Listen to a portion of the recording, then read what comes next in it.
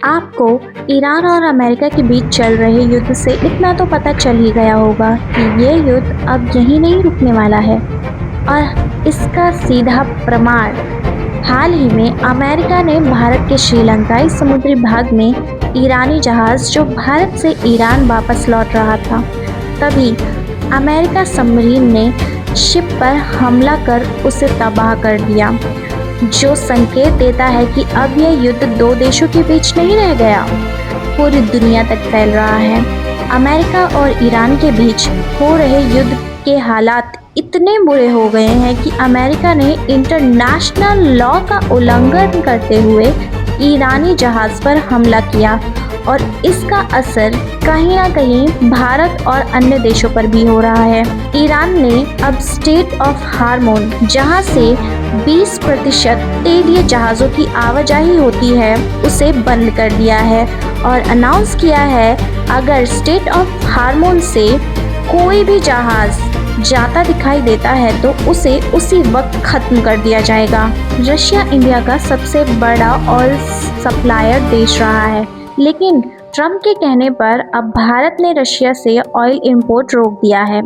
Middle east, जहां से भारत का 55% ऑयल आता है, वहां से भी ऑयल इंपोर्टेशन बंद हो गया है। मतलब दोनों सोर्सेस से ऑयल सप्लायर बंद हो गई हैं और ना ही हमारे पास चाइना जैसी स्ट्रैटेजी है।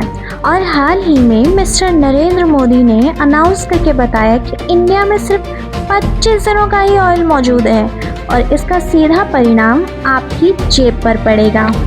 एलपीजी गैस अब 60 रुपये तक महंगी हो गई है और अमेरिका अपने स्टेटमेंट में हमें कहता है कि वह हमें परमिशन देता है कि हम 30 दिनों के लिए रशिया से ऑयल खरीद सकते हैं। आपको नहीं लगता अब पानी सर से ऊपर जा रहा है?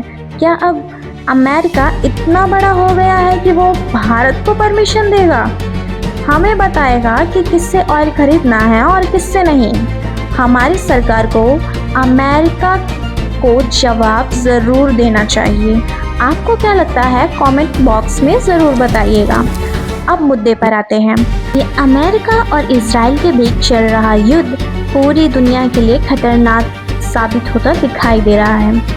अगर हालात ऐसे ही रहे तो इसका खामियाजा पूरे वर्ल्ड को झेलना पड़ेगा और इस युद्ध को लेकर दोनों देशों के अलग अलग प्लान हैं।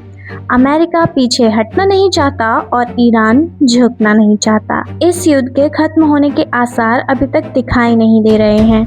ये वक्त के साथ बढ़ता जा रहा है और इस युद्ध का असर अक्सर आम लोगों की जिंदगी पर पड़ता है जो युद्ध लड़ना तक नहीं चाहते हैं, चाहे वो आम लोग China, Iran, Israel, America, Kuwait या फिर भारत के ही क्यों ना हो।